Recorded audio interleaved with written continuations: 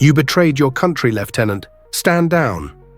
The prosecutor's voice struck like a bullet through glass, slicing the courtroom open.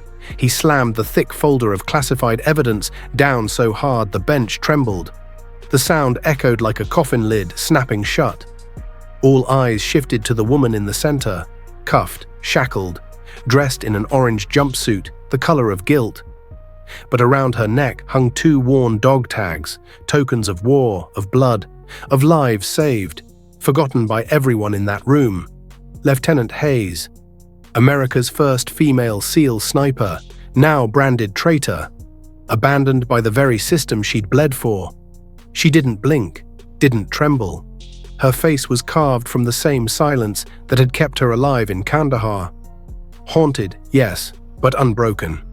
They didn't see the 22 men she pulled from fire, or the 6 bullets still buried in her spine. They saw one headline: "SEAL betrays Navy." The judge adjusted her glasses with shaking fingers. Her robe felt too heavy now. "Lieutenant Hayes," she said, voice clipped, almost scared, "you're accused of leaking encrypted mission files that resulted in the deaths of 6 operatives. How do you plead?" Hayes lifted her head. Her voice didn't rise. It landed. "Not guilty." A quiet scoff broke the stillness. One of the Pentagon suits muttered, "Of course.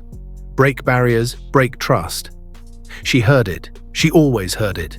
The rustling scorn, the subtle venom, the reminder she was never really one of them. Then, boom! The massive courtroom doors flew open like a detonation had gone off behind them. The air shifted, time bent. A column of decorated officers entered, heels cracking against marble like distant gunfire. And at the front, Admiral Keating, the top of naval special warfare, authority in human form. The judge shot to her feet. "Admiral, this is a sealed—" "I'm aware," Keating cut in, never slowing. "That's why I'm here." The room was thunderstruck. Keating stepped forward, pulled a hard drive from his coat, and held it up like a detonator. "This contains full comm logs, digital trace, all of it. It proves Lieutenant Hayes was already in custody when the transmission occurred. The file came from a spoofed account. The timeline makes guilt impossible." Shock fell like glass shattering. The prosecutor paled. The judge stiffened. The gallery of officers looked like statues, but Keating's voice only got colder. "There's more. The logs show internal tampering, redactions, done by someone with high clearance access." He turned, his eyes locked like laser sights. "Someone in this room." Hayes blinked once. Hope, a thing she had buried months ago, stirred. The prosecutor stood, tried to speak. Words fell like broken teeth. Keating didn't flinch. "I am placing Major Caldwell under investigation for evidence manipulation, conspiracy, and obstruction." It was an execution. 2 MPs moved without hesitation. They gripped Caldwell's arms like they'd been waiting for the order. He didn't resist. He just wilted. As he passed Hayes, he didn't meet her eyes. He couldn't. She didn't move, didn't smirk. But something in her spine realigned. The judge turned ghost white, her voice barely carried. "Lieutenant Hayes, this court owes you an apology." Hayes didn't answer. She didn't have to.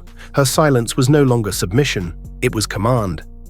The institution that once called her a weapon had tried to silence her like a threat. And now it stood beneath her feet, exposed. She wasn't just vindicated, she had won. Outside, the storm waited. Cameras, lights, reporters frothing for blood or redemption. She walked through them, no cuffs, no escort, only the tremble in her fingers betraying the war still echoing inside.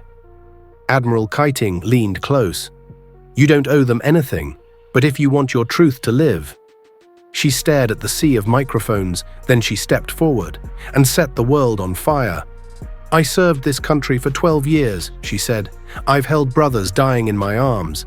I've taken bullets for men who now pretend I was never one of them." She paused, her voice sharpened to a blade. "When I was framed, they didn't ask. They didn't wait. They let me rot.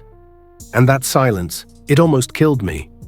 A breath, one heartbeat. But truth doesn't die. It digs, it claws. And when it breaks free, it doesn't beg. It screams." There was no music, no ceremony, just raw silence. Then, applause.